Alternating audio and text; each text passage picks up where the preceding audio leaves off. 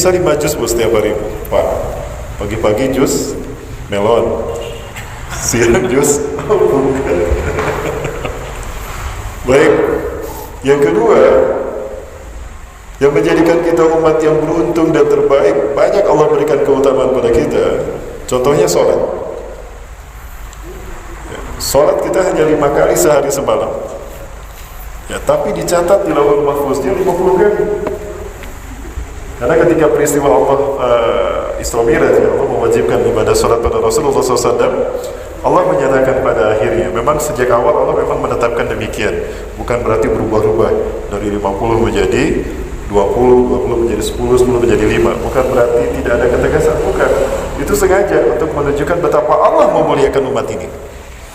Sehingga ketika terakhir Allah firmankan pada Rasulullah SAW, ya Muhammad, inni idza qadaitu syai'an fi lauhil mahfuz lam ughayir abadan.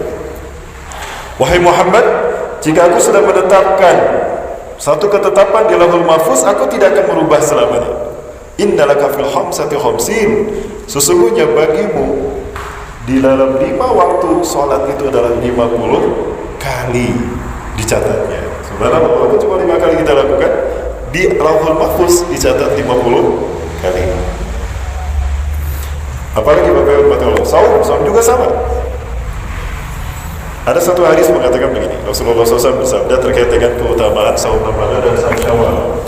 Man shoma Ramadan sudah Syawal, maka hendaknya ia sumul dahra kullah. Barang siapa yang saum di bulan Ramadan, kemudian ditambah 6 hari di bulan Syawal, maka sama dengan saum 1 tahun penuh. Bagaimana hitung-hitungannya? Kok 30 hari ditambah 6 jadi 1 tahun? Kali 10 tadi. Andaikan Ramadan itu 30 hari, tambah 6 di bulan Syawal berapa? 30. Nah, dikali 10, 360. 1 tahun berapa hari?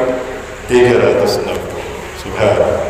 Jadi keutamaan yang pertama, pahala amal ibadah umatku dilipat gandakan 10 kali lipat. Apapun yang kita lakukan. Yang kedua, Allah Azza wa Jalla memberikan keutamaan pada umat akhir zaman ini adalah dengan tidak disiksanya di akhirat. Ummati hadhihi ummatun marhumatun. Umatku ini adalah umat yang Allah rahmati. Laisa laha iqabun fil akhirah. Umatku tidak akan disiksa di akhirat. Senang tidak Pak? Di akhirat tidak disiksa Pak? Senang ya? Pak senang Pak di akhirat tidak disiksa? Alhamdulillah. Apakah tidak ada siksaan bagi umat ini? Ada siksaannya, tapi disegerakan di dunia. Allah segerakan siksaan bagi umatku ini, kata Rasulullah, di dunia. Ujilat iqabuha fid dunya. Siksaan bagi umatku Allah segerakan di dunia. Maka di akhirat umatku tidak akan disiksa. Kaifa yakunu dzalika ya Rasulullah? Bagaimana siksaan itu Allah segerakan pada kami di dunia ini? Ada 3 cara Allah mensegerakan siksaan kepada umat ini. Yang pertama, bil fitani, dengan huru-hara, dengan fitnah. Apa itu fitnah? Imtihanul iman, ujian keimanan. Kita hidup di zaman yang penuh fitnah hari ini Bapak Ibu sekalian. Makanya Allah berikan banyak keutamaan. Karena Allah takdirkan kita hidup di banyak fitnah. Baik Bapak Ibu yang Allah, sebelum saya lanjut materi saya lupa untuk memperkenalkan diri. Bapak Ibu yang Allah, saya perkenalkan, nama saya Rahmat Baiguni. Sejak lahir, orang tua saya memberi nama Rahmat Baiguni dengan harapan saya bisa seperti Profesor Ahmad Baiguni. Beliau pakar ilmu nuklir ya, atau di Indonesia. Beliau adalah ketua 8 Indonesia, lembaga atom dan apa gitu saya lupa lagi. Ya. Saya lahir di Bandung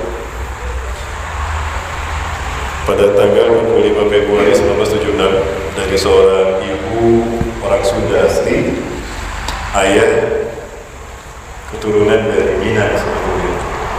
Karena kakek saya itu dari Bukit Tinggi, Sungai Buaran.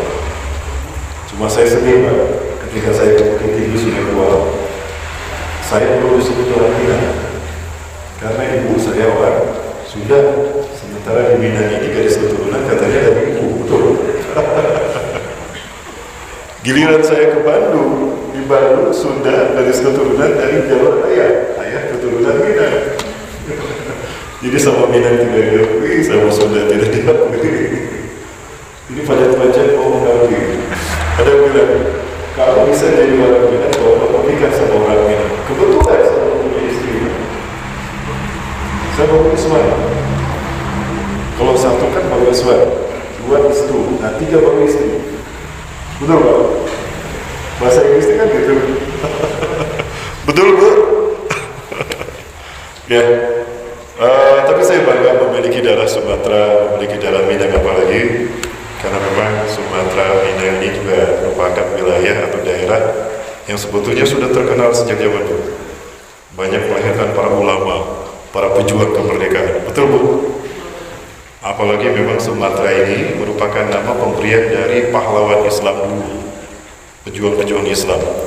Ibnu Battuta, kalau tidak salah disebutkan sebagai orang yang pertama kali mengeksplorasi wilayah Sumatera. Bahkan nama Sumatera itu dari bahasa Arab, Asy-Syabatirah. Syabatirah artinya mahkota. Banyak nama-nama pulau di Indonesia yang berasal dari bahasa Arab. Jawa sendiri kalau kita lihat di dalam kamus itu tempat yang tinggi, Al-Jawu, ya tempat yang tinggi, Al-Jawu. Nah, dibagi kemudian menjadi 3, Jawa Al-Gharbiyah, Jawa Al-Wusta, Jawa Syarqiyah, Jawa Barat, Jawa Tengah, Jawa Timur. Kemudian Makassar, kalau dilihat dari bahasa Arab itu artinya tempat yang terpecah-pecah, yang terpisah. Kemudian ada Maluku. Maluku ini sebetulnya nama aslinya dulu Jaziratul Muluk. Jaziratul Muluk, negerinya para raja. Karena raja-raja Islam yang datang ke Indonesia, mereka tinggal di Maluku. Karena saking indahnya wilayah Indonesia Timur itu. Papua ini dulu nama aslinya Biladun Nurul Islami. Banyak ulama Pak dari Papua ini. Datang Portugis dirubah namanya menjadi Papua Nugini, bukan dari wilayah Islam. Ya, luar biasa. Yang membuat saya juga bangga punya daerah Sumatera adalah karena konon di Sumatera ini ada garis keturunan Rasulullah. Ketika Al-Husain dikepung di Karbala tanggal 8 hari Rabu tahun 68 Muharram, hari Rabu tahun 61 Hijriah, dikepung hari Rabu. Hari Kamis itu diisolasi untuk dibantai, dibiarkan kelaparan kehausan. Hari Jumat tanggal 10 Muharram baru dibantai.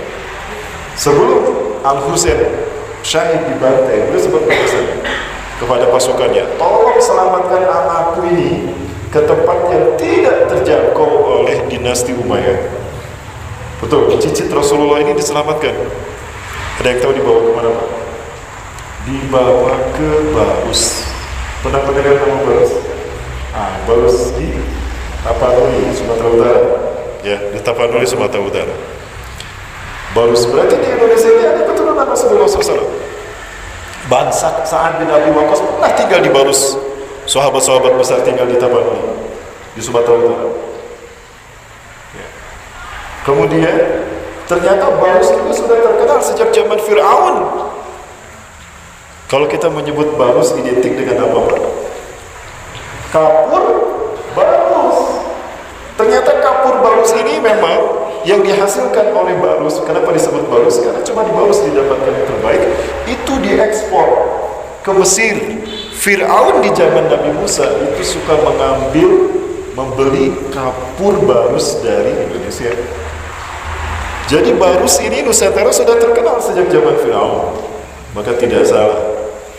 Ya, kemungkinan besar ini prediksi saya. Boleh memprediksi Pak ya? Kemungkinan Islam sudah sampai ke Indonesia sejak zaman Zulkarnain. Siapa Zulkarnain? Seseorang yang kemudian menjadi Fir'aun menggantikan Ramses yang tenggelam di zaman Nabi Musa alaihissalam. Zulkarnain inilah yang berdakwah dari negeri matahari terbenam sampai negeri matahari terbit. Itu kalau ditarik garisnya melalui Indonesia. Mana negeri matahari terbenam? Para ahli hadis menyebutkan kemungkinan Maldives. Negeri matahari terbit itu Kiribati. Kalau ditarik lurus melalui Indonesia. Suatu saat kita bedah Bapak Ibu tentang Indonesia ini. Khusus mungkin ada judul khusus Indonesia. Apakah Indonesia akan menjadi negeri kebangkitan Islam? Mudah-mudahan. Amin. Ya. Rasulullah SAW sekali lagi mengatakan, ummati hadhihi ummatun marhumatun. Umatku ini adalah umat yang Allah rahmati. Laisa laha iqamun fil akhirah. Umatku tidak akan disiksa di akhirat. Lakinna iqabuha ujilat fid dunya, tapi siksaan yang Allah sediakan di dunia. Seorang sahabat bertanya pada Rasulullah SAW, "Kaifa yakunu dzalika ya Rasulullah?" Bagaimana siksaan itu Allah sediakan pada kami di dunia? Yang pertama, bil fitani, dengan huru-hara, dengan petaka. Apa fitnah dan petaka huru-hara yang dimaksudkan? Yaitu panasnya geopolitik di negeri di mana umat Islam tinggal. Karena tidak sedikit fitnah politik ini berimbas kepada akidah, berimbas kepada hilangnya iman dan Islam seseorang. Sampai Rasulullah SAW mengatakan, "Badiru bil amali sholihat." Bersegeralah kalian melakukan amal soleh. Fasatakunul fitan, karena akan muncul petaka-petaka di tengah-tengah kalian, fitnah di tengah-tengah kalian. Kaki lain seperti potongan malam yang gelap gulita. Artinya berlapis-lapis. Belum selesai kita diterpa fitnah ini, datang lagi fitnah yang lain. Kita sudah dibikin porak-poranda dengan satu fitnah ini, datang fitnah ini lagi. Itu yang kita rasakan umat Islam di seluruh dunia, tidak terkecuali di Indonesia. Saking dahsyatnya fitnah ini, kata Rasulullah SAW, susah orang untuk bisa melepaskan diri dari fitnah tadi. Karena fitnah ini meliputi apapun bidang dalam kehidupan kita. Dahsyatnya fitnah ini, Rasulullah SAW sebutkan, membuat orang bisa berubah akidah dalam sehari. Yusbihu rajulun mu'minan wa yumsi kafiran. pagi harinya beriman, sorenya kafir. Wa yumsi mu'minan wa yusbihu kafiran, sorenya beriman, paginya kafir. Jadi dalam sehari akidah manusia berubah. Kenapa demikian? Ya bi'u dinahu bi'amalin minad dunia, menjual agamanya demi harta dunia. Tidak sedikit kita saksikan manusia di dunia ini menjual akidah agamanya demi pangkat, demi jabatan, demi penghasilan bulanan. Betul Bapak Ibu? Terlihat tidak? Sudah terlihat Bapak Ibu ya? Nah ini Pak. Lalu mereka yang mempertahankan iman Islamnya, mereka yang mempertahankan agamanya, Rasulullah SAW sebutkan kalqabidi alal jamri, seperti memegang bara api. Ada kayu bakar sedang membara, ya, sedang memerah. Kita pegang, apa yang kita rasakan? Terbakar tangan kita. Nah itu resiko berjuang menegakkan kebenaran, berjuang menegakkan agama, berjuang mempertahankan akidah, berpegang teguh pada Quran dan Sunnah. Panas gitu, disebut teroris, disebut radikalis, disebut apa lagi? Fundamentalis, difitnah anti NKRI, difitnah apa lagi? Tidak Pancasilais. Begitu ya? Sempat ada kata-kata itu kan? Tidak Pancasilais. Padahal Pancasila ini adalah hadiah umat Islam kepada bangsa ini. Karena saya tidak pernah melupakan sejarah. Bapak Ibu, kita buka sejarah. Yang paling banyak berperan dalam kemerdekaan bangsa ini adalah umat Islam. Bahkan bangsa ini merdeka itu sumbangsi dari umat Islam dan para ulama serta habaib. Kita masih ingat, barangkali Bapak Ibu masih ingat proklamasi, teksnya, naskah proklamasi dan proklamasi itu sendiri itu dibacakan dan dilakukan di mana? Jalan Pegangsaan Timur nomor 56. Itu kan rumah, bukan kantor, bukan istana negara, tapi di rumah. Pertanyaannya, rumah siapa? Rumah pendeta, rumah biksu, apa rumah seorang habib? Rumah seorang habib, Yusuf bin Martak. Ya, kalau tidak salah itu. Nah, yang hafal ini Ustaz Ali Hidayat. Beliau hafal. Bahkan ada sebuah negara Islam yang masih terjajah, tapi ada tokohnya yang bernama Syekh Ali Thohir. Dia orang terkaya di Palestina. Dia kosongkan semua uangnya untuk disedekahkan demi kemerdekaan Indonesia. Semua uang di rekeningnya itu dikosongkan. Nih uang saya, ambil, gunakan untuk membiayai kemerdekaan negara kalian. Berarti kita punya hutang budi sama Palestina, Pak. Dan negara pertama yang menyatakan selamat atas kemerdekaan kita adalah Palestina. Di saat Barat tidak mengakui kemerdekaan kita, Palestina adalah negara yang pertama mengatakan kita sudah merdeka. Selamat atas kemerdekaan kita. Nah, betulkah demikian Bapak Ibu para ulama? Betul. Bahkan ketika negara kacau luar biasa, hampir terjadi perang kembali. Siapa yang menyelamatkan? Ulama. Bapak Ibu ini saya sampaikan satu tayangan yang mudah-mudahan memperkuat pernyataan yang terakhir tadi. Ya, nanti saya sampaikan sesuatu yang menarik. Ketika bangsa ini hampir-hampir dijajah kembali, cuma 2 bulan umur kemerdekaan kita. Namun alhamdulillah ada satu penyelamatan dari ulama kita yang luar biasa, panglima kita yang luar biasa, Panglima Jenderal Sudirman. Baik, sebelum itu Bapak sekalian, ini saya sampaikan satu pandangan yang cukup baik dari pakar sejarah di Indonesia ini. Saya berkali-kali bertemu dengan beliau dan pernah satu kajian, satu meja bersama beliau dalam satu seminar, Bapak Ibu sekalian.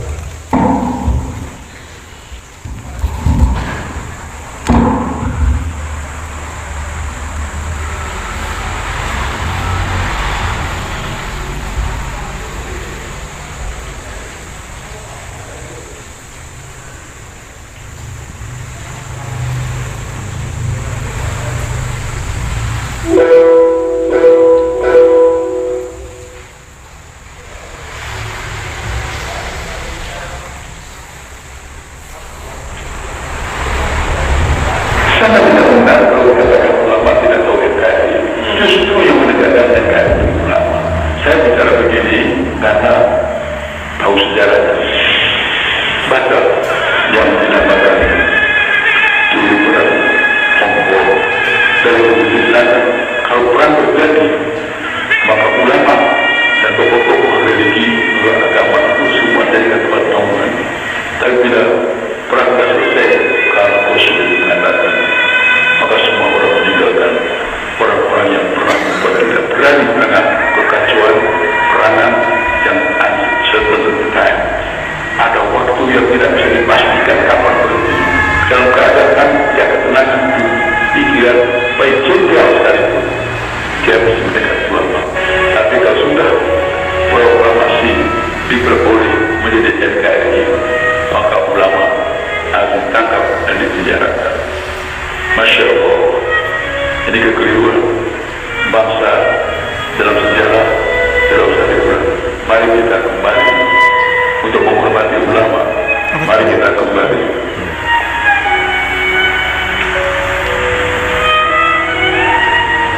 Membela ulama.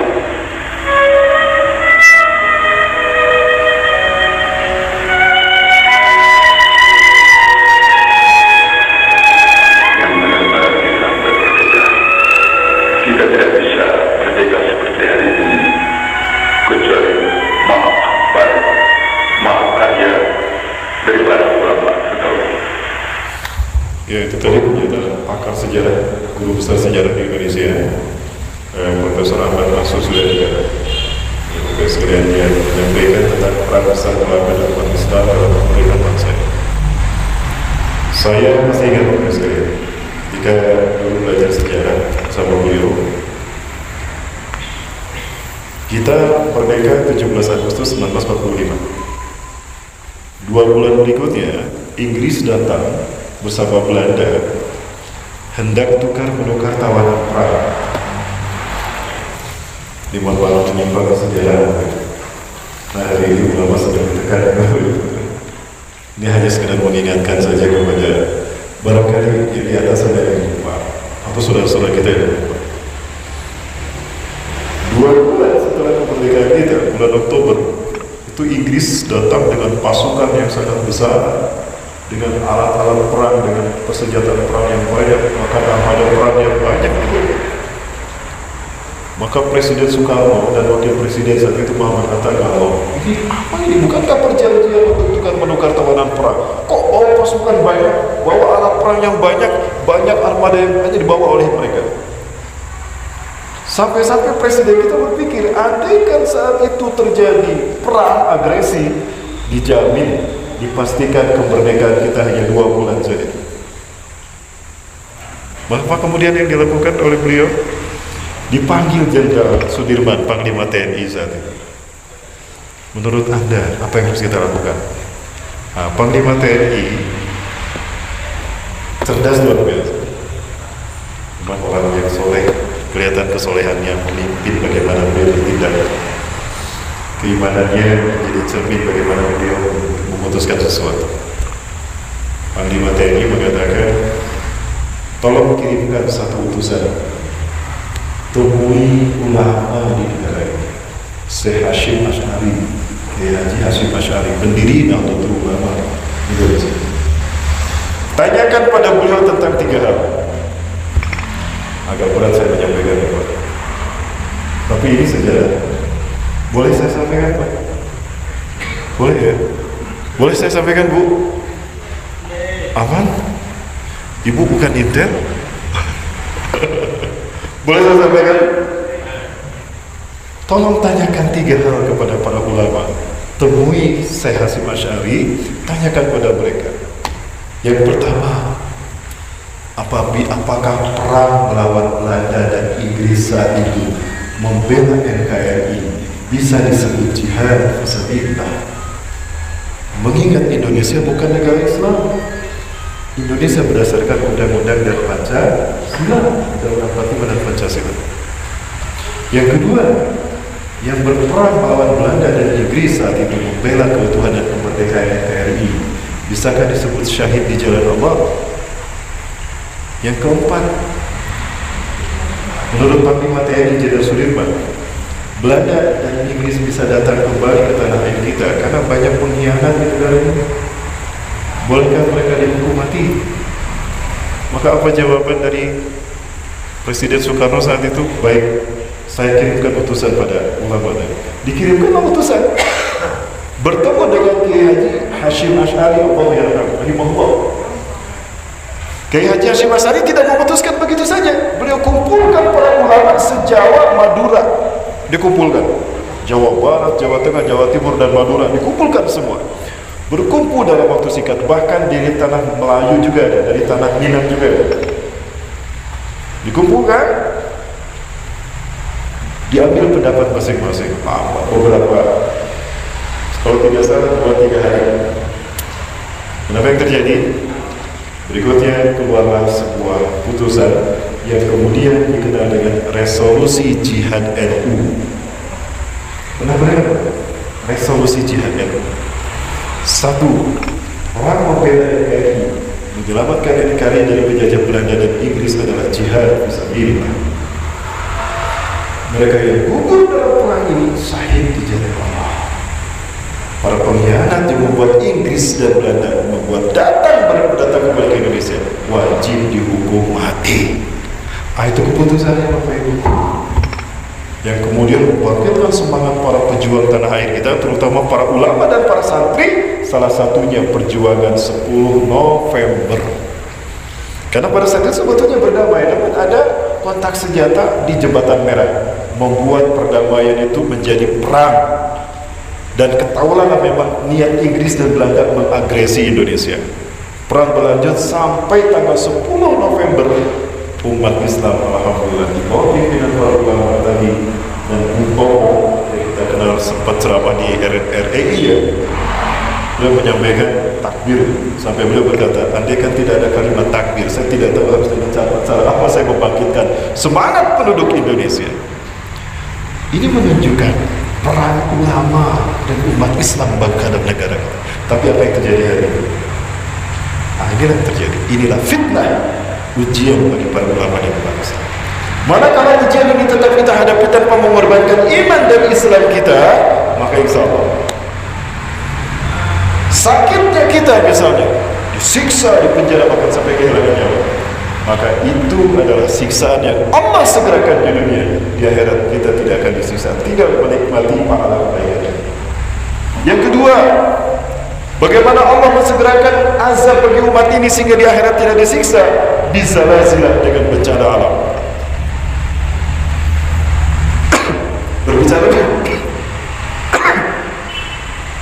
Berbicara bencana alam, Bapak Ibu sekalian buat Allah, itu ada 3 motifnya. Pertama, bencana alam ini bisa menjadi ujian apabila yang mengalaminya orang beriman. Ya, apabila mengalaminya orang beriman. Quran surah Al-Baqarah. A'udzubillahi minasyaitonir rajim.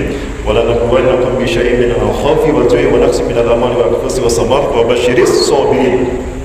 Alladzina idza asabatuhum musibah qalu inna lillahi wa inna ilaihi raji'un. Ulaika 'alaihim salawatun min rabbihim wa rahmah wa ulaika humul muhtadun.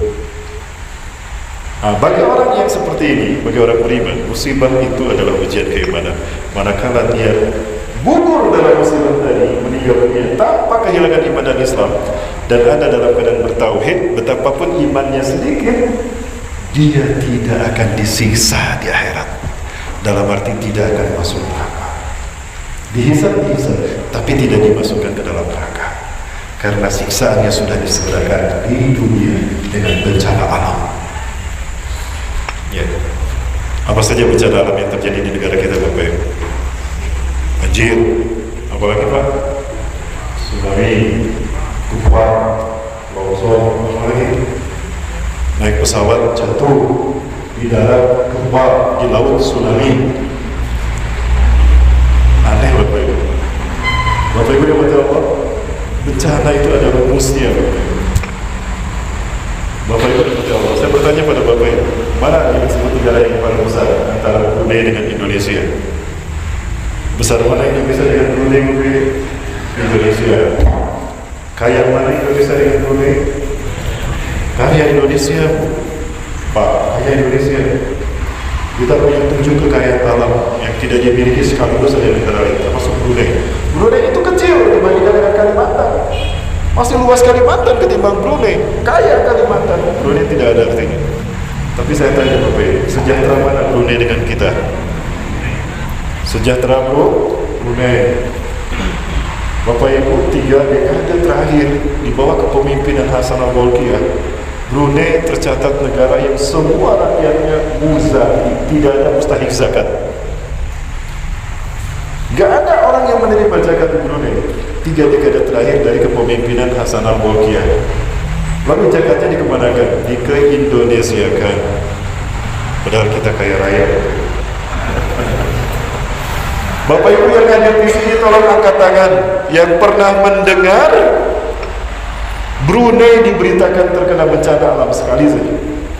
Pak, tsunami, longsor atau apa? Pernah mendengar Pak? Sekali saja diberitakan di televisi Brunei terkena bencana alam? Tidak. Ada? Ibu pernah? Belum? Ada Bu? Pernah mendengar? Indonesia? Apa bedanya? Bukankah kita mayoritas Islam? Masjid di mana-mana, bahkan Lombok yang pernah terkena gempa itu negeri 1000 masjid, bahkan masjidnya hancur, bahkan ketika sholat ditegakkan. Ada apa? Mahasabah Bapak Ibu. Sementara Brunei yang negara kecil, yang tidak sekaya Indonesia, tapi sejahtera di atas kita, lebih sejahtera dari Indonesia, tidak pernah terkena bencana alam. Kenapa demikian? Brunei menerapkan syariat Islam. Brunei berasaskan syariat Islam, maka mereka tidak terkena bencana alam. Ini Bapak Ibu, bencana alam ada rumusnya. Dari mana rumus bencana alam? Bapak Ibu silakan buka surat Al-Anfal ayat 73. Ayat 33. Boleh dibacakan? Ada yang bisa bacakan? Ustaz Randi, bisa dibacakan Ustaz Randi? Dalam Quran surat Al-Anfal ayat 33, ini salah satu dari rumusan bencana alam. Dan ini yang membuat kita paham kenapa Brunei tidak terkena bencana alam. Bahkan ada yang pernah mendengar Brunei terkena, ada satu yang meninggal gara-gara COVID, corona. Tidak ada, tidak mendengar ya? Tidak mendengar. Subhanallah. Surat ke-7 surat ke-8 ayat ke-33. Ini rumus bencana alam. Jadi nggak mungkin terjadi bencana alam begitu saja tanpa ada penyebabnya, ada rumusannya. Ada aja tuh bukan? Baik.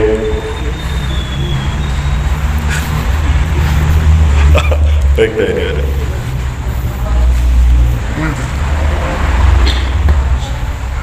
Maka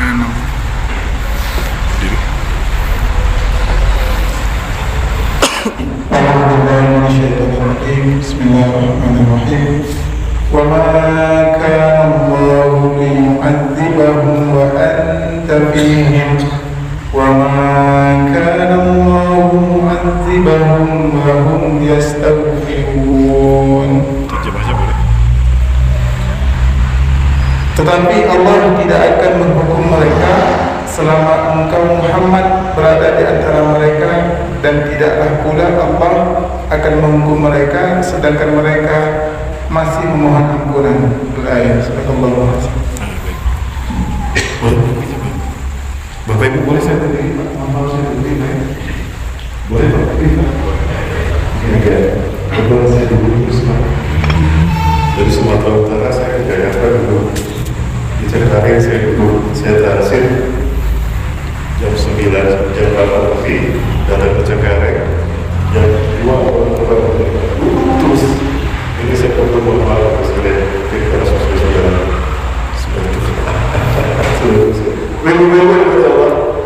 ini rumusan bencana alam, salah satu ayat yang menyatakan rumusan bencana alam.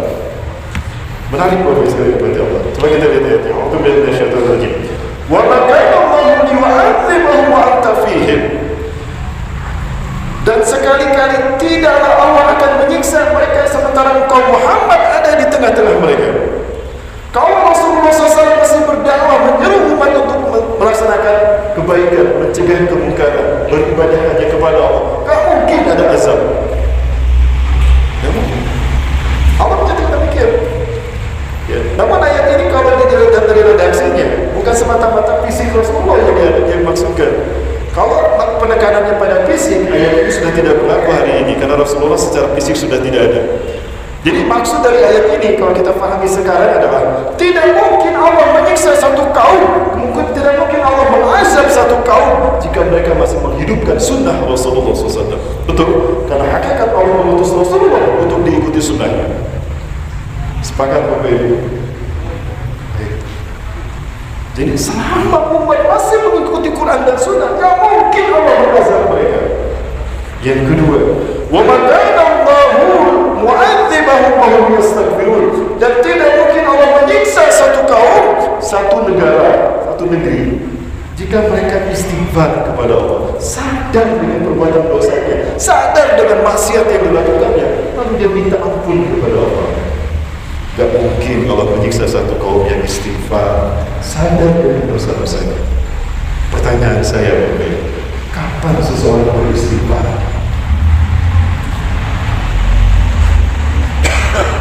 Kapan seseorang beristighfar? Ketika dia melakukan perbuatan dosa, betul?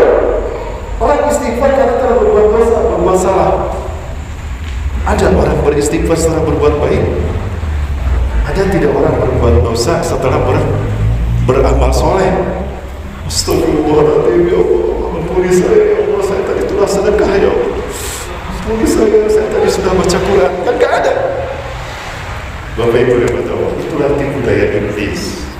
Iblis pernah berkata dalam salah satu hadis dicatatkan, ya Adam ahlaktukum bidulub, hei anak cucu Adam, aku hancurkan kalian dengan dosa-dosa kalian. Aku tipu daya kalian dengan perbuatan dosa. Ketika kalian mengikuti bujuk rayuku, lalu kalian benar-benar melakukan dosa, hancurlah kalian, hei anak cucu Adam.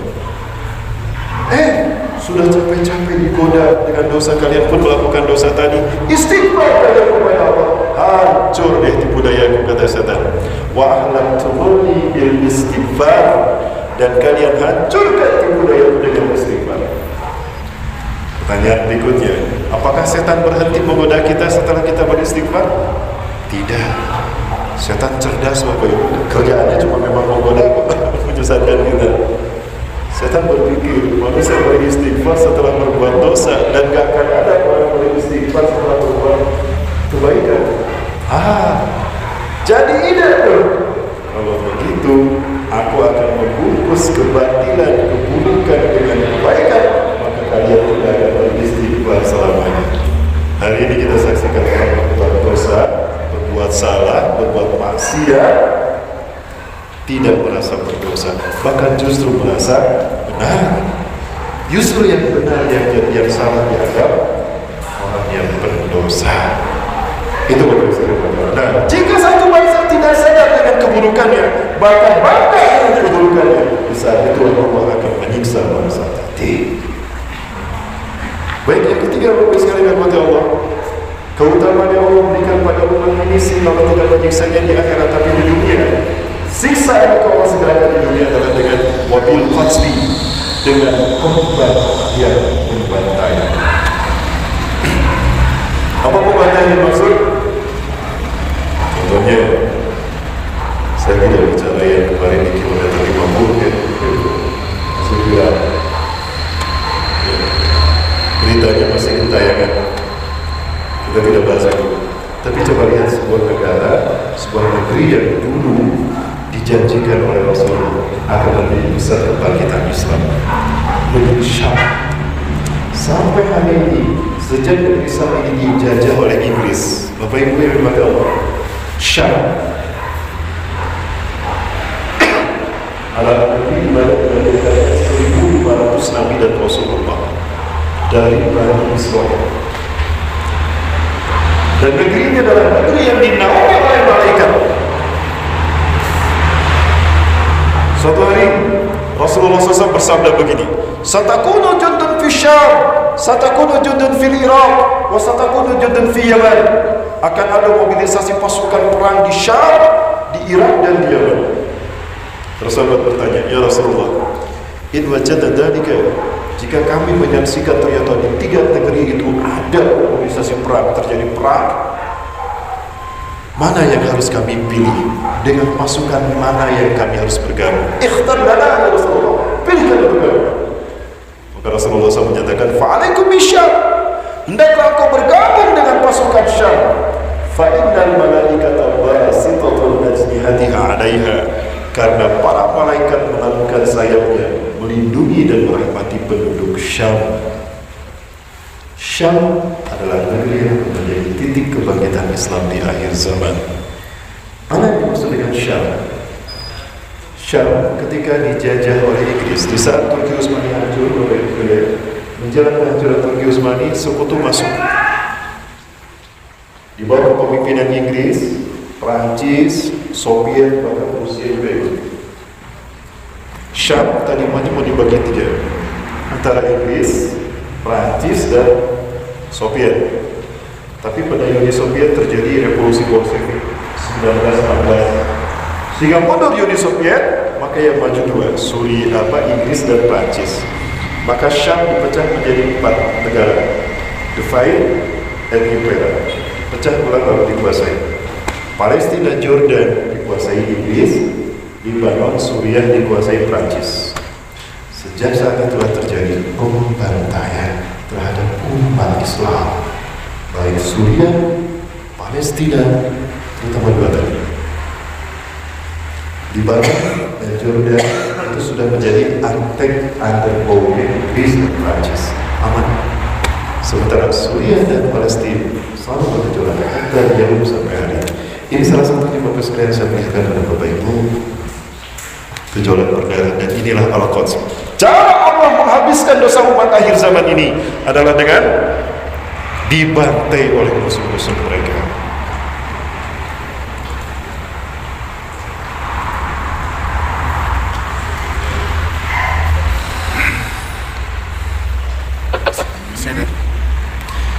Ini detik-detik terakhir berdarah pertama kali di Suriah 2011.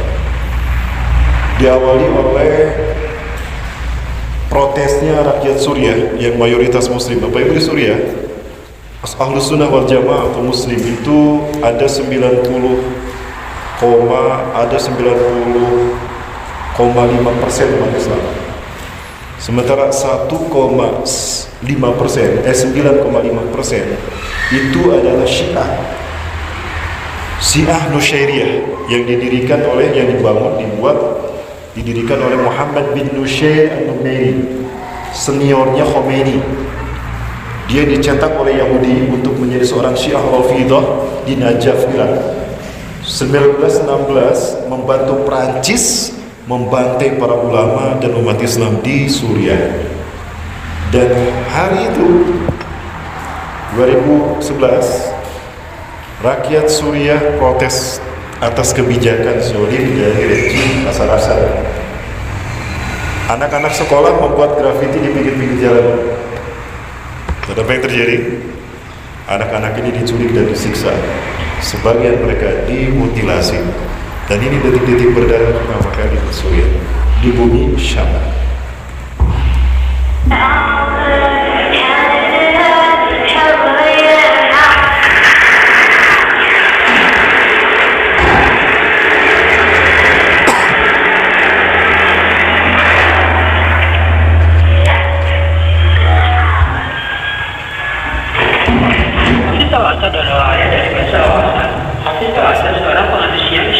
Meraih keuntungan dengan jabatan penting di lingkaran partai baru. Sejak merdeka dari Prancis, Suriah mengalami berbagai transformasi politik dan kudeta. Naiknya Bashar al-Assad menjadi presiden membuat masalah baru bagi rakyat Suriah. Suriah adalah kaum mayoritas masyarakat Sunni yang didirikan secara ekonomi, politik, hingga militer. Di masa Bashar al-Assad terjadi pembantaian pertama yang terkenal pada tahun 1982, di mana sekitar 30.000 warga Sunni dibantai.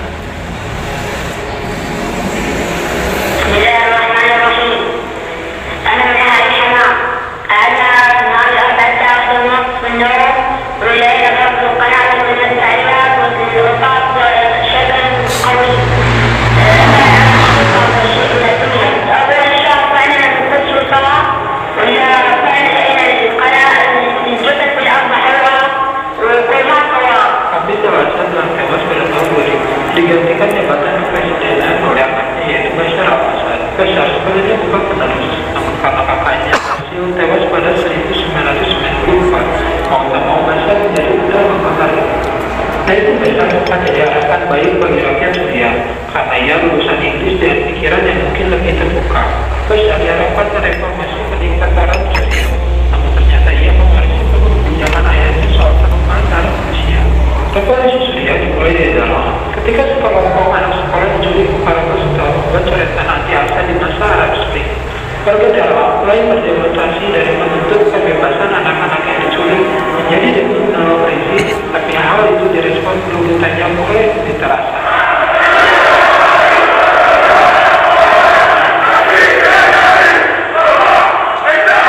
There are having benefited from the spoils handed out to cronies, the ruling. Even the tiny statue of the president's father and other symbols of the government. The video shows security firing at unarmed civilians. Millions were killed. In Syria, medical staff have suffered some of the most shocking violence. In Daraa, security forces even targeted ambulances.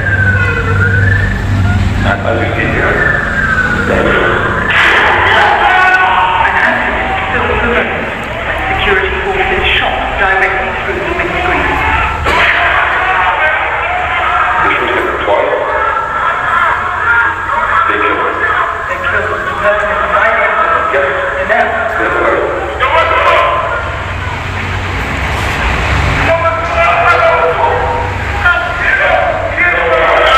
the video was smuggled out and posted on the internet. By now, the revolt has spread to many of the towns surrounding Daraa. Demonstrators defied the army snipers on the rooftops.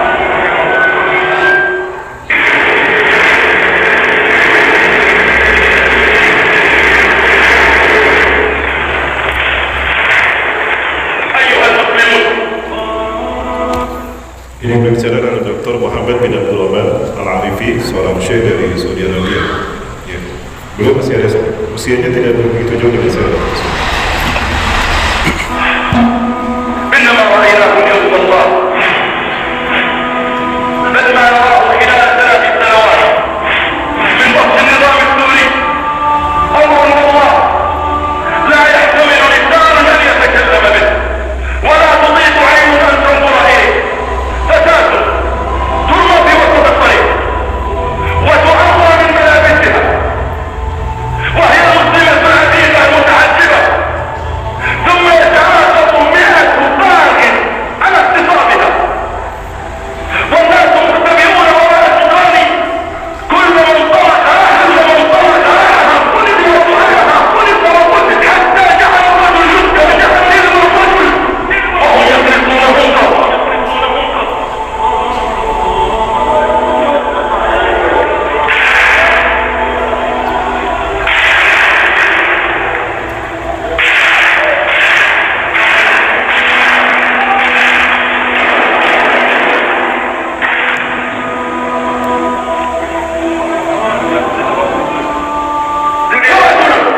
يقال له قل لا إله إلا بشر فيبقى تابا عبيد تابا نوح يا كريمة يا بشر يا بالتوحيد فلا يزالون يضربون يا حي والتراب يتخلل لحيته وهم يقولون قل لا إله إلا بشر وهو يقول لا إله إلا الله. Ini yang terjadi bagusnya dengan Allah sampai kami bertemu dengan beberapa pengungsi di Suriah ini. Saat itu saya bergabung dengan teman-teman dari MSIB di Suriah. Kita bekerja sama dengan Malaysia, Angkatan Kuliah Islam Muda Malaysia AMIM, sepakat untuk membuat sebuah NGO untuk memberikan bantuan, memediasi bantuan dan memberikan penyelamatan terutama obat-obatan dan medis kepada korban. Maka kami mendirikan Golden Future saat itu. Namun saat itu saya tidak lama Bapak Ibu, tapi ini sempat kami lakukan bersama-sama dengan mereka. yaitu kita memberikan donasi dan bantuan kita ke Mafraq. Ini Mafraq Bapak Ibu, perbatasan Suriah dan Jordan. Bahkan saat itu kami bertemu dengan para pejuang dari Syam ini, bagaimana bisa membantu mereka untuk dibawa ke Indonesia. Ini di Mafraq Bapak Ibu. Ya alhamdulillah bantuan dari Indonesia. Saat itu kita kirimkan 2 kontainer. Apalagi di bulan Desember ini, mereka mengalami winter, musim dingin yang luar biasa. Itu sampai minus. Terakhir saya berkunjung turun salju, ya, salju turun di daerah Qobasa. Dapat dibayangkan mereka tinggal di tenda, kekurangan makanan, obat-obatan, penerangan, dan mereka harus menghadapi musim dingin yang luar biasa. Saat itu timbul satu ide dari rekan-rekan untuk membuat pembangkit listrik tenaga angin. Nah, ini beliau tokoh dari Jawa Barat, dari Bandung. Dengan ongkos sendiri, beliau berangkat bersama istrinya untuk menunjukkan kepedulian bahwa Indonesia negara yang cinta damai, apalagi bumi Syam. Karena umat yang terbaik di akhir zaman adalah mereka yang berjuang untuk tegaknya tauhid di bumi Syam. Inna min khiyari ahli al-ardi yawma tahdusul malhamatul kubra alladhina yujahiduna fi bilad Syam. Orang-orang yang paling hebat imannya di akhir zaman adalah mereka yang berjuang di bumi Syam untuk tegaknya kalimat tauhid di sana. Hum min khiyari ahli al-ardi yawma idin. Min khiyari ahli al-ardi yawma idin. Mereka lah sebaik-baik manusia di muka bumi saat itu. Palestina dan Suriah. Nanti saya bahas Palestina sebentar lagi. Masih ada waktu, Bapak Ibu? Masih, Bapak Ibu? Alhamdulillah saat itu kita buat, teman-teman buat pembangkit listrik tenaga angin. Karena di Mafraq ini anginnya besar. Alhamdulillah sudah ada, dan mereka sekarang punya listrik, punya penghangat ruangan, dan kita buat juga destilasi air. Karena air sangat mahal tadi. Air itu lebih mahal dari daging kambing. Kami makan di sana, air hanya dibatas satu botol ABDC yang kecil segini. Padahal makanan banyak, ada nasi mandi, itu daging murah sekali makanan, tapi air mahal. Nah, pada saat itu dia lakukan ada seorang pakar juga, pakar destilasi air dari Jawa Barat juga, berangkat ke sana untuk mendestilasi air. Jadi air yang dipakai itu didaur ulang, 30% untuk masak, 30% untuk mandi, 30% untuk mengairi sawah mereka. Ini salah satu upaya untuk dari kita Indonesia untuk membangun pembangkit listrik tenaga angin.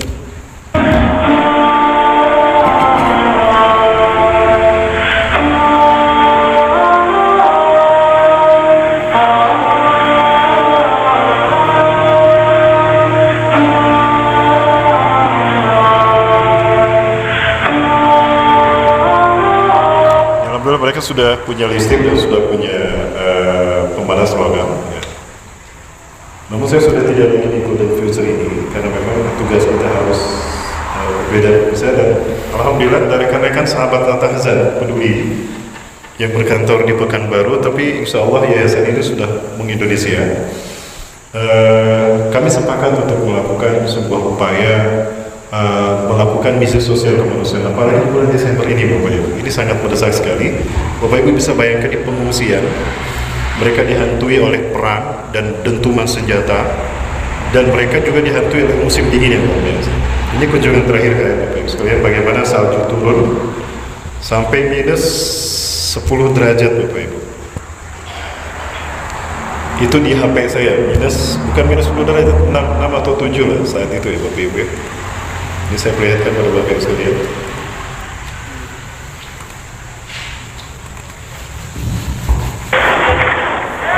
Saat ini saya sedang berada di Kepulauan Distrik Jakarta Timur, arah ke oleh Kota Petra. Dan Bapak bisa melihat kita sudah berusaha dan memang tempat ini adalah tempat yang cukup tinggi. Dari permukaan laut kurang lebih ada 1.600 meter dari permukaan laut. Jadi ini tempat yang cukup tinggi dan kita bisa lihat bagaimana salju turun dingin luar biasa di bawah 0 derajat Celcius. Ya. Selamat berikut ini untuk sahabat SPO. Assalamualaikum warahmatullahi wabarakatuh. Saya simpan tangan saya di belakang dan tidak kuat dingin. Angin itu membuat tangan saya beku. Ya, ini perbatasan menuju perbatasan Jordan dan Palestina. Jadi kita sudah berada di Jordan menuju ke perbatasan perbatasan ke Suriah. Kata Allah Subhanahu wa Ta'ala, dan itulah nasib kaum muslimin yang ada di sana. Nah ini Suriah, berikutnya juga Palestina. Lalu bagaimana dengan Palestina, Bapak? Dan ini yang lebih tidak kalah pentingnya dibandingkan dengan Suriah. Kalau nilai penting Suriah, nilai penting Suriah adalah akan menjadi tempat pertemuan antara pasukan Imam Mahdi terbaik dunia dengan pasukan Dajjal. Bertemunya di Suriah. Dan di sanalah turunnya Nabi Isa alaihissalam. Saat itu kaum muslimin akan melaksanakan sholat subuh berjamaah. Wa imamukum minkum, dan imam kalian adalah dari kalangan kalian Muhammad bin Abdullah min waladi Fatimah min utrati Nabi sallallahu alaihi wasallam, dari keturunan Rasulullah SAW, dari keturunan Fatimah. Muhammad bin Abdullah, keyakinan saya kemungkinan besar namanya. Kemudian waqad uqimatis shalah, dan qomat sudah dikumandangkan. Wa huwa yusalli sufufakum, dan dia meluruskan salat kalian. Istawu sufufakum, telah salat tadi. Falamma yusalli sufufakum, tatkala dia meluruskan salat kalian, pada saat Isa dan Maryam pada hayy kain, maka turunlah Isa bin Maryam menggunakan sayap malaikat. Indah menaratil bayra, di samping menara putih Syakir Masqah, di timur Damaskus. Masjid satu-satunya di Damaskus Timur yang punya menara putih cuma Masjid Umawi, yaitu masjid yang dibangun oleh Muawiyah bin Abi Sufyan dulu ketika dia pergi ke Damaskus mendeklarasikan berdirinya dinasti Umayyah. Pada Ali bin Abi Thalib sudah dibayar menjadi khalifah. Dan itulah masjid satu-satunya yang punya menara putih. Sekarang dinamakan Menara Isa bin Maryam. Tempatnya di kota Aleppo, maka tidak salah kalau Aleppo dibangun pakai kawasan. Termasuk masjid ini juga hancur. Alhamdulillah beberapa ulama menggerakkan para umat Islam untuk memperbaiki. Nah disitulah akan terjadi pertemuan Nabi Isa dengan Dajjal, pertemuan pasukan terbaik bangsa dunia dengan 70.000 pasukan Dajjal Yahudi dari lembah Isfahan. Saya Dajjal bayatari'u as-sab'una alaf al-yahud di wadi Isfahan ala jannati al-Fath. Dajjal akan datang kepada kalian, dan dia akan diikuti oleh 70.000 pasukan Yahudi Isfahan dari lembah Isfahan yang menggunakan jubah pensil berwarna hijau, membawa pedang berlempar naga. Naga nanti kita bahas siapa naga yang sesungguhnya. Di kita ada 9 naga ya. Keturunan yang satu naga. Baik kepada Allah. Nah itu arti penting Suriah. Apa arti penting Palestina? Arti penting Palestina adalah Dajjal sedang dibuatkan istana, Bapak Ibu. Yahudi hari ini sedang euforia. Kenapa euforia? Bergembira mereka karena Tuhan yang mereka tunggu-tunggu akan datang. Ini saya perlihatkan Bapak Ibu. Apa yang faktor penting, apa yang membuat Yahudi sedang bergembira? Ini keyakinan Yahudi, Zionis, Bapak Ibu, bukan keyakinan kita umat Islam. Ya, banyak teman-teman, tidak sedikit teman-teman yang salah paham mencerna ceramah saya, dikira ini adalah keyakinan kita. Bukan, ini bukan keyakinan kita, tapi ini keyakinan mereka, dan dengan keyakinan inilah Yahudi memerangi kita. Jadi kita baca akidah mereka, maka kita tahu apa yang harus kita lakukan. Tapi rumah teori saya perlihatkan bagaimana euforia orang Zionis Yahudi hari ini, karena the God who's waiting, Tuhan yang mereka tunggu-tunggu, tandanya akan datang. Siapa Tuhan yang mereka maksudkan? Mesayah. Mesayah bagi mereka adalah Dajjal bagi kita. Sebagaimana Al-Masih bagi Kristen, Dajjal bagi kita. Malam kemarin kami bahas di pertemuan terakhir di Masjid Raya Deli Tua, Masjid Al-Osmani Deli Tua, Medan. Kemarin malam kami bahas di sana tentang apa iblis dan Dajjal dan pertemuan mereka di Palestina. Nah, Bapak Ibu sekalian, ini saya perlihatkan keyakinan Yahudi hari ini. Ciri Dajjal akan datang, ya, atau ciri Mesayah Tuhan mereka akan datang apabila lahir seekor sapi jantan berwarna merah melas semuanya. Karena sapi itulah yang akan disembelih untuk dijadikan sacrifice, pengorbanan bagi Tuhan mereka. Ini sapinya, Bapak Ibu. years we've been waiting for a perfect red heifer, a parazuma. You know, people think that finding a real red heifer is impossible, but the truth is, there are thousands of red calves throughout the world. Ini sapinya, Bapak bisa lihat warnanya merah. Maka mereka melakukan percepatan sekarang. Percepatannya apa? Segera bangun istana bagi Mesias. Di mana istana itu? Di Masjidil Aqsa. Inilah kenapa Israel ngebet meminta pengakuan dari negara-negara Islam agar Yerusalem sah milik Israel. Kalau negara-negara Islam paling tidak ada 5 sekelilingnya. Suria sudah mengakui tentunya. Kemudian Uni Emirat Arab sudah mengakui, Maroko, Dubai juga sudah mengakui, Saudi Arabia belum. Ya. Maka yang mengakui ini yang saya pertanyakan akidah mereka. Apabila sah Israel memiliki Yerusalem, maka sah pula Israel memiliki kiblat kita yang bernama Masjidil Aqsa. Apabila sah Israel memiliki Masjidil Aqsa, maka Israel legal menghancurkan kiblat kita yang pertama. Sekarang mereka sedang menghancurkannya, Bapak Ibu. Saya melihatkan, Bapak Ibu. Masih ada waktu, Bapak Ibu? Bu, lanjut, Bu. Halo, Bapak Ibu, Pak. Lanjut, Pak. Takbir dulu, Pak. Allahu Akbar. Oh iya, ada takbir. Kita lanjut, Bapak Ibu sekalian.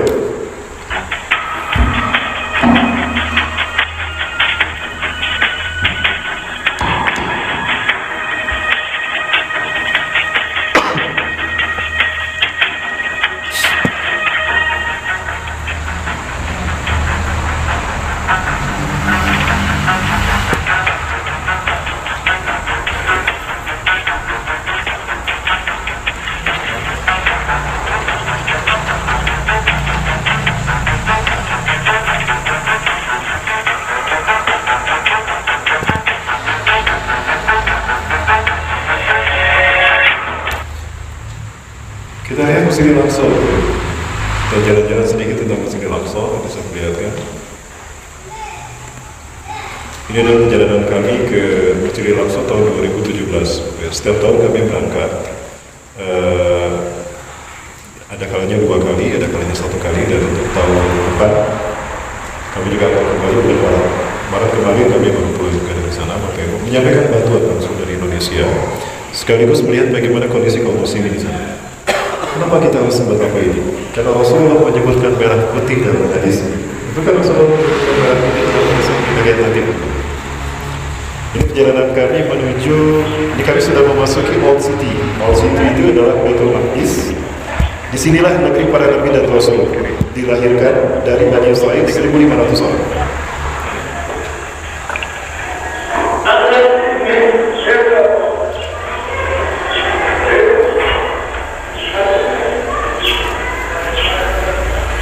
Seperti inilah suasana perumahan pemukiman para nabi dan rasul di zaman Nabi Yakub alaihissalam sampai kepada Nabi Isa alaihissalam. Nabi Isa juga dibesarkan di sini, di Baitul Maqdis. Nah, sudah melihat Dhamma Turab, kubah kuning. Setiap pintu gerbang memasuki Masjidil Aqsa itu berupa besi, pagar besi berwarna hijau yang dijaga oleh tentara Israel lengkap dengan senjata mereka. Inilah langkah demi langkah kita memasuki alun-alun Al-Aqsa. Al-Aqsa itu alun-alun. Di dalamnya ada beberapa masjid. Kita lihat ada tentara Israel di dalam.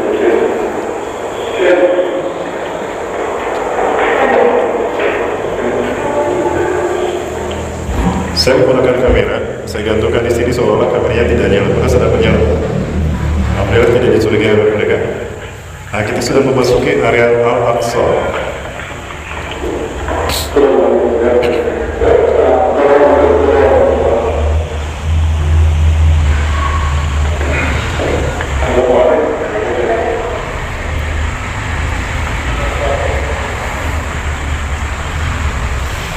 Ini alun-alun Al-Aqsa. Ada banyak pohon cemara, pohon zaitun, paling banyak pohon zaitun di sana. Dan ini masjid yang pertama akan kita masuki kalau kita memasuki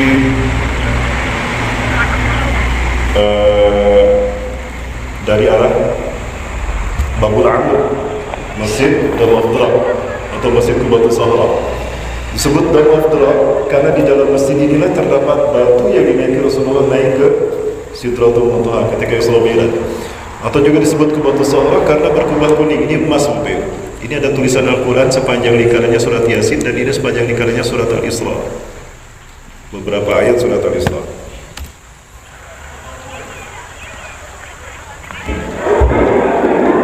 Cukup ini. Saya lihat di HP saya 8 derajat Celcius ini kantor Israel. Di setiap sudut Israel memasang CCTV dan membuat kantor markas bagi tentara mereka, sehingga mereka kemudian mengatur apa yang dilakukan oleh umat Islam. Yang boleh masuk saat ini ke sini usia 50 tahun ke atas, Pak. Usia 40 tahun nggak boleh. Untuk orang Palestina. Dan ini menuju ke Masjid Qibli. Masjid kedua ada Masjid Qibli.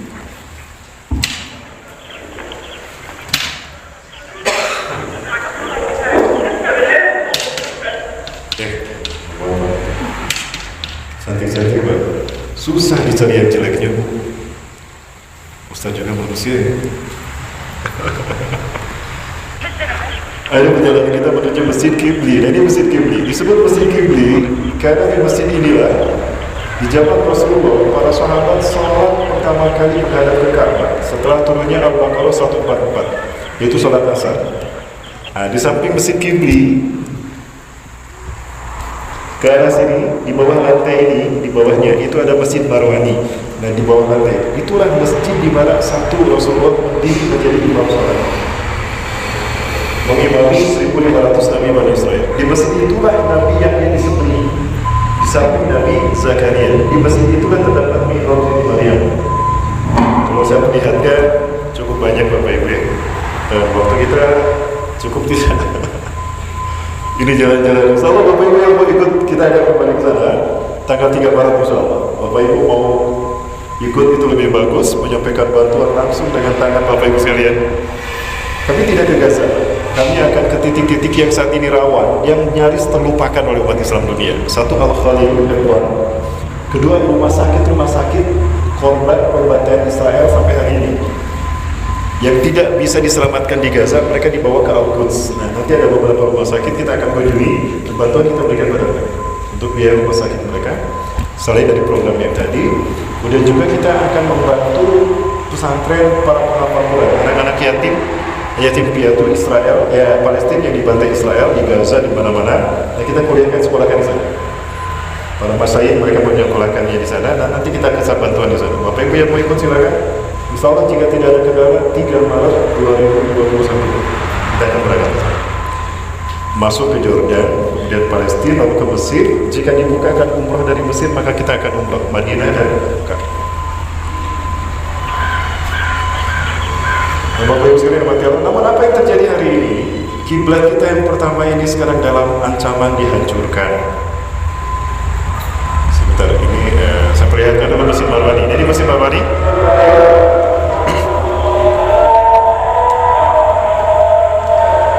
Ini adalah sholat asar, karena kami sudah di jamaah takdim. Ini pintu masuknya dari lantai yang tadi saya tunjukkan. Nah, yang berjaga di atas adalah Muslim Palestina. Mereka tidak berseragam karena mereka dilarang memiliki satpol PP yang boleh Palestina. Hansip boleh punya, tapi tidak bersenjata. Ini adalah Masjid Marwani di mana Rasulullah SAW melaksanakan ibadah sholat, mengimami para nabi dan rasul. Dan di sinilah Rasulullah berdiri mengimami para nabi dan rasul. Ini mihrabnya. Di sini pula terdapat tempat dari sini Nabi Zakaria mengasuh Nabi Isa alaihissalam dan juga Nabi Yahya. Di sini pula Nabi Yahya disembelih. Dan ini mihrab Siti Maryam. Ini mihrab Siti Maryam. Di sini ada Siti Maryam dibesarkan, sampai sekarang masih terjaga dengan utuh. Bersih luar biasa. Auranya beda. Dingin, ya hampir sama dengan padang panjang ini dinginnya. Dan bersih luar biasa. Seolah-olah kita hadir di zaman mereka. Jadi kami akan kajian di negeri di mana Allah mengutus para nabi dan rasul, di mana peristiwa-peristiwa yang disebutkan dalam Al-Quran terjadi. Insya Allah bersama sahabat Al-Tahzab Peduli kita akan rangkai gerakan ini Bapak Ibu. Siap ikut Bapak Ibu? Mau ikut mensukseskan? Ada tujuan utama kita, bukan hanya memberikan bantuan. Apa itu Bapak Ibu? Membebaskan bumi Palestina dan Masjidil insya Allah bersama sahabat atasan peduli dan umat Islam Indonesia kita bebaskan negeri para nabi dan rasul. Allahu Akbar. Kenapa sih kita bebaskan Bapak Ibu? Ini yang terjadi. Sampai hari ini Israel ngebet. Mereka ingin menghancurkan kiblat kita yang pertama. Jadi bukti mereka sedang menghancurkan masjid kita.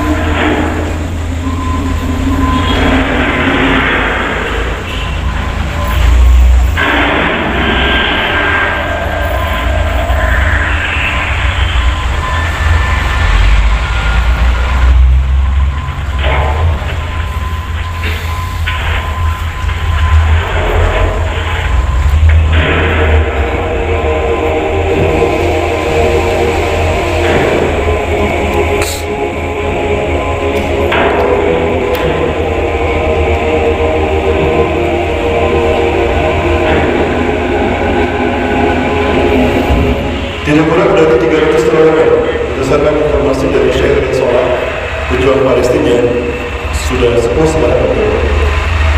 Terakhir saya melihat beliau itu sudah mobile seperti usaha pemantau langsung. Nah itu beliau sampaikan tidak kurang dari 300 terowongan di bawah Masjidil Aqsa. Tujuannya apa? Jika ada gempa 6 skala Richter saja hancur Masjidil Aqsa, lalu mereka gantikan buru-buru dengan Bait Solomon untuk dibangun diberikan pada istana dan gajah. Dan ini yang mereka lakukan sampai hari ini Bapak Ibu.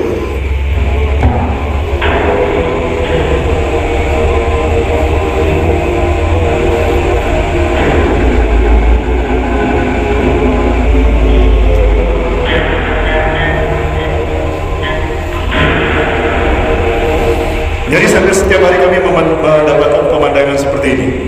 Mereka jiklat-jiklakan merayakan sampai meniupkan trompet merayakan kemenangan yang hampir tiba. Salah satunya juga ini, mereka pada akhirnya berani Bapak Ibu memasuki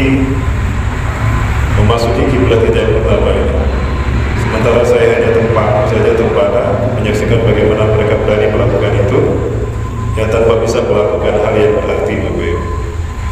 Saya malu di hadapan Allah sebetulnya belum bisa melakukan hal yang lebih daripada itu.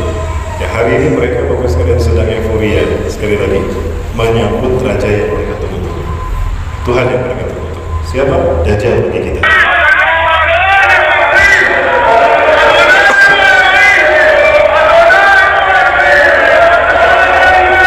Mereka berada di area Al-Qalam Al-Aqsa di sebelah barat, dinding barat, sampai ke arah Wadi Haitul Bulaq.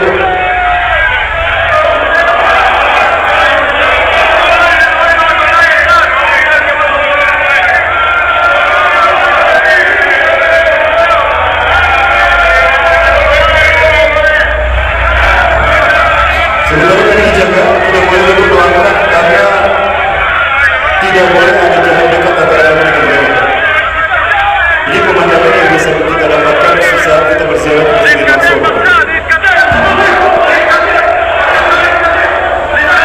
Dan sesekali mereka melakukan keributan. Begitu melihat Muslim Palestina langsung dipukul, disiksa. Inilah biadabnya beliau. Sementara di negara di tempat-tempat lain di Palestina ini mereka juga tidak suka-suka untuk menghabisi nyawa saudara-saudara kita. Dan ini yang mereka lakukan nyaris di depan saya. Kami berada di bus, kami tidak bisa turun, tapi kami menyaksikan saudara kita disiksa, bahkan dibunuh oleh tentara Israel. Ini contoh lain yang terjadi Bapak Ibu, dan kami saksikan di sana. Tapi sekali lagi, untuk kita penjara mereka tidak boleh. Karena ada perjanjian internasional, perjanjian Jenewa, di mana Israel tidak boleh melukai sedikit pun para peziarah. Jadi kita terlindungi oleh hukum internasional. Pada dasarnya kita dilindungi Allah. Ini contoh lain yang kami saksikan di sana.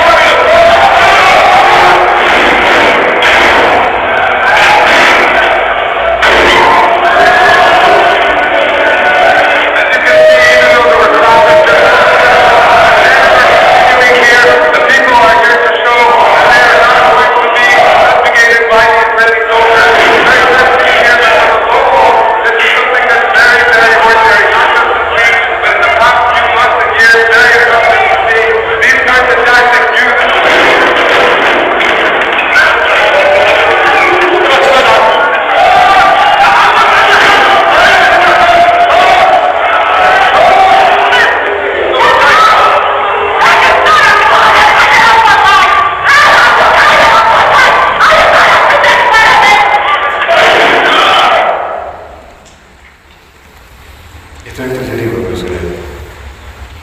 Dan sampai hari ini setiap kali kami ke sana selalu, baik di Bethlehem, di Ramallah, di Jenin, sementara di saat yang sama kami menyaksikan dan tidak bisa bersama karena mereka suatu saat akan menghabisi kita. Apa sebetulnya yang mereka inginkan Bapak sekalian? Yang mereka inginkan adalah ini Bapak Ibu.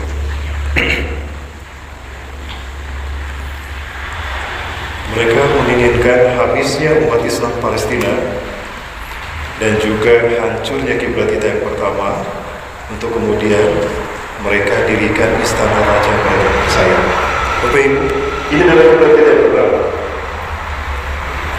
Ini adalah masjid kedua yang dibangun di muka bumi setelah Masjidil Haram. Abu Dzar Al-Ghifari bertanya kepada Rasulullah SAW, "Ya Rasulullah, ayyu masjidin bunya fil ardi awalan?" Wahai Rasulullah SAW, apa masjid yang pertama kali dibangun di muka bumi? Al-Masjidul Haram. Suma ayat ya Rasulullah. Kemudian masjid apa ya Rasulullah? Al-Masjidul Aqsa.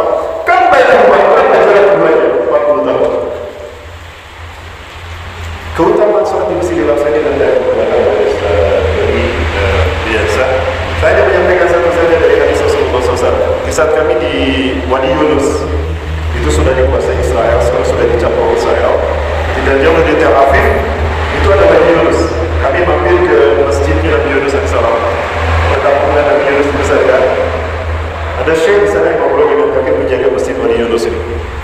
Di masjid ini beliau menyampaikan kepada kami tentang keutamaan Masjidil Aqsa. Satu di antaranya, Allah Azza wa Jalla berfirman kepada Nabi Sulaiman, "Ya Sulaiman, is'al salasala." Hai Sulaiman, mintalah kepadaku 3 hal. Saat tobat dia akan aku kabulkan permintaan. Maka yang pertama Nabi Sulaiman meminta, "Ya Rabb, a'tini mulkan alladzi la tu'ti qabli wa ba'di." Ya Allah, berikan aku kerajaan yang besar yang belum pernah kau berikan pada siapapun sebelumku dan tidak akan kau berikan pada siapapun sesudahku. Dan Allah kabulkan. Nabi Sulaiman memiliki kuasa kerajaan yang besar. Yang kedua, ij'alni malikan 'adilan kama tarda. Jadikan aku pemimpin yang adil sehingga sebagaimana keriduan. Maka jadilah beliau pemimpin yang adil. Bahkan yang diikuti oleh yang mengikuti beliau dan Allah tundukkan untuk beliau air, angin, bahkan semut, binatang, jin pun Allah tundukkan pada beliau. Yang ketiga, la tada'an ahadin ya Allah. Jangan kau tinggalkan seorang pun ya Allah, jangan kau biarkan seorang pun. Alladhi yazuru masjid hadha, yang berkunjung ke masjidku ini. Bapak Ibu, dulunya berdiri dengan megah istana Nabi Daud dan masjidnya. Al-Aqsa itu segini Bapak Ibu. Ini dinding Al-Aqsa batasnya sampai di sini. Sampai ini. Tingginya dari bawah 50 meter. Nah ini dinding satu-satunya yang tersisa dari istana Nabi Daud dan Nabi Sulaiman. Selainnya hancur, diserang ketika itu oleh Mesir, Syria dan Kajani karena mereka maksiat di sini. Maka orang-orang Israel menjadikan ini wailing wall, dinding ratapan. Nah Rasulullah Isra Mi'raj memasuki masjid ini melalui pintu ini, pintu barat. Bapak Ibu kata Allah SWT, "Ya Allah, jangan kau biarkan siapapun yang ziarah ke masjidku ini. Walau yusalli fi rak'atain, walaupun hanya salat 2 rakaat saja. Wa yatubu ilaihi, dan bertaubat kepada.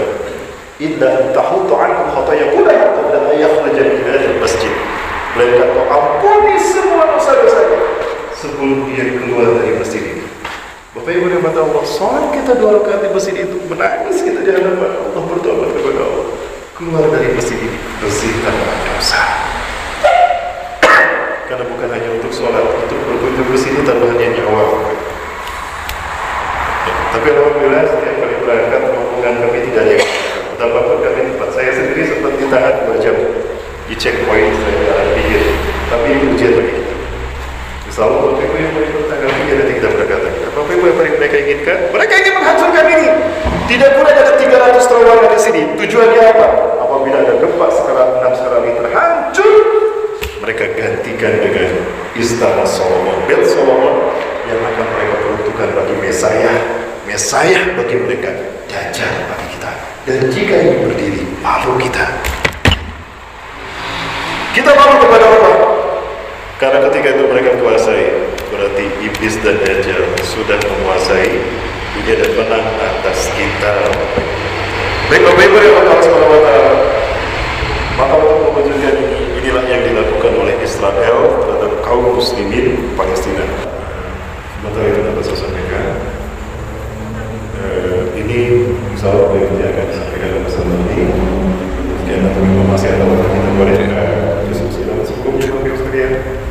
Saya tutup dengan satu hadis Rasulullah SAW menyampaikan, manis teh motor, barang saya teh bangun di pagi hari, walau yahtab di ambil muslim pada saat ini, dan tidak terbesit keduniannya atas nasib umat Islam di muka bumi ini, dia bukan umat. Maka tentu kita tidak